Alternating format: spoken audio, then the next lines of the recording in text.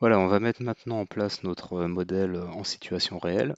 Donc le notebook que je vais utiliser, c'est le notebook qui est dans le répertoire évitement de collision sur le GitHub et il s'appelle Demo ResNet 18, donc ce notebook-là. Dans ce notebook, en fait, on va retrouver ce qu'on a déjà vu, le chargement du modèle, le chargement des poids. Donc ça va être notre première partie, on va faire ça rapidement. Donc là, je vais appeler les différentes bibliothèques dont je vais avoir besoin. Et ensuite, je vais créer mon modèle ResNet 18, toujours avec mes deux couches supplémentaires et en désactivant l'apprentissage des couches, des couches originales. Et ici, je vais venir charger les poids du modèle qu'on avait calculé sur Google Colab.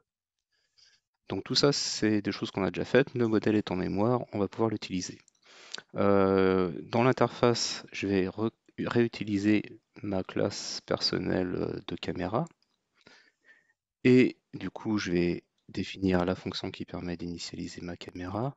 Et je vais initialiser la caméra. Voilà. Ici, je vais créer mon interface de manipulation du robot. Donc ce qu'on va faire, eh bien, on va tout simplement mettre, on va lancer la caméra pour qu'elle capture le flux vidéo, et puis on va mettre le flux de la caméra dans un widget de type image. Donc il faudra qu'on crée un lien par la suite entre la caméra et ce widget image. Ensuite, on va créer deux widgets. Un widget qui va nous permettre d'afficher la probabilité que le robot soit bloqué. Donc là, on va mettre un widget vertical là sur la droite qui va nous permettre d'avoir cette information. Et puis un widget en bas qui va nous permettre de régler la vitesse d'avance du robot. Et du coup, ici, on crée le lien de la caméra. Donc le flux de la caméra va aller dans widget image. Donc ça, c'est le widget image.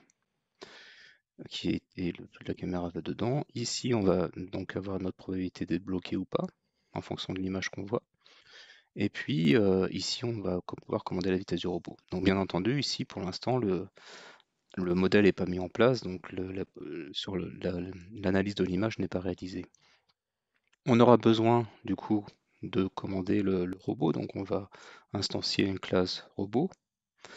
Et l'idée, le programme entre guillemets, le programme principal, ça va être cette fonction-là.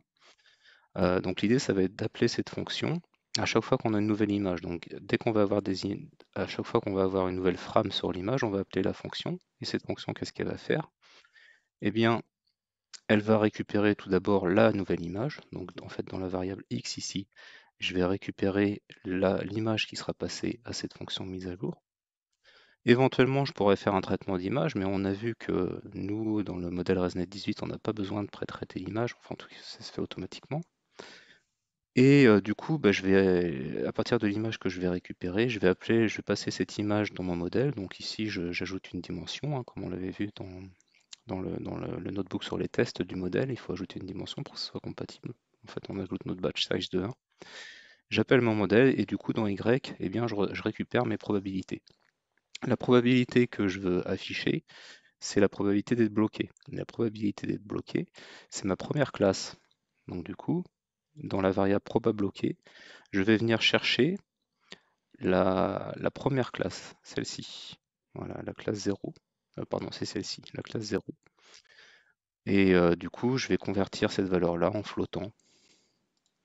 Donc je vais récupérer un nombre flottant ici, compris entre 0 et 1. Et cette valeur-là, eh bien, je vais l'injecter dans l'attribut value du slide bloqué, donc de ce slide-là. Ça ici, je vais faire bouger cet indicateur-là, il va bouger entre une valeur de 0 à 1. Si la probabilité d'être bloqué est inférieure à 0,5, eh bien, je vais demander au robot d'avancer. Et à quelle vitesse? Eh bien, à la vitesse qui sera récupérée sur ce slide-là. Sinon, eh bien, je vais demander au robot de tourner à gauche à la vitesse qui sera la même sur cette vitesse-là. Et à chaque fois, je vais faire un petit temps de pause de 1 milliseconde avant de quitter la fonction. Cette fonction-là, je vais l'appeler une fois pour l'initialiser. Donc là, en fait, je vais donc appeler la fonction mise à jour ici, en passant comme paramètre un dictionnaire qui va contenir un attribut new, ici. Et qu'est-ce que va contenir cet attribut? Eh bien, l'image qui est dans cette caméra-là. Donc je vais venir initialiser mon modèle. Ça va prendre un certain temps, le temps que le modèle soit mis en mémoire. Alors parce que en fait, mon modèle, eh bien, il faut qu'il soit traité déjà par l'algorithme l'API, par la librairie TensorFlow. Et en fait, TensorFlow, qu'est-ce qu'il va faire? Il va décomposer le modèle en différentes parties et il va envoyer ces différentes parties dans la mémoire GPU du Jetson Nano. Et donc, tout ça, ça prend un certain temps, c'est pour ça que ça va prendre un certain temps. Mais une fois que le modèle est envoyé en mémoire GPU et que tout a été initialisé, eh bien, les différents appels par la suite se feront beaucoup plus rapidement. Donc là, je vais attendre un petit peu que tout ça soit mis en place. Et une fois que mon modèle sera initialisé, eh bien, ce que je vais faire, je vais définir une fonction qui va venir observer en temps réel les flux de la caméra et envoyer le flux de la caméra dans ma fonction mise à jour. Et ça va être réalisé par cette fonction-là. Et donc quand j'aurai exécuté cette fonction-là, eh bien en fait, le flux de la caméra sera envoyé ici et dans la fonction mise à jour et traité en temps réel. Et du coup, là, on verra le curseur bloqué, le slide bloqué qui va changer en fonction des images qui sont affichées. Là, donc du coup, là, je suis à 100% d'être bloqué, ce qui est normal, hein, parce que là, mon robot ne peut pas avancer. Et du coup, ce qui reste à faire, hein, comme je l'ai dit, c'est d'envoyer le flux vidéo à ma fonction. Et là, voilà, là, c'est en train de tourner en temps réel. Donc, si je veux déplacer mon robot, il faut que j'augmente la vitesse, et là, il va tourner vers la gauche.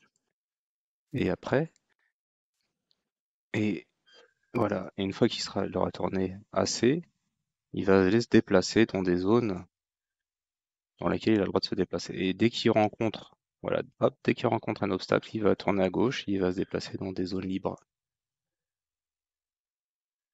Hop, voilà, hop, là il peut se déplacer, il se déplace.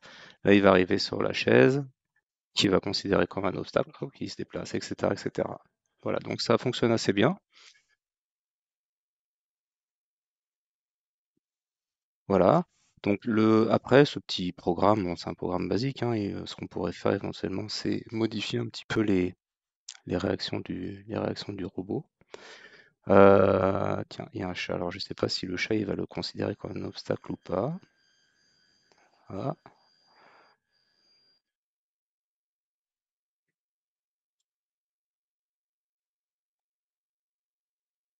Donc là, hop. Ah oui, le chat, c'est un obstacle. Voilà.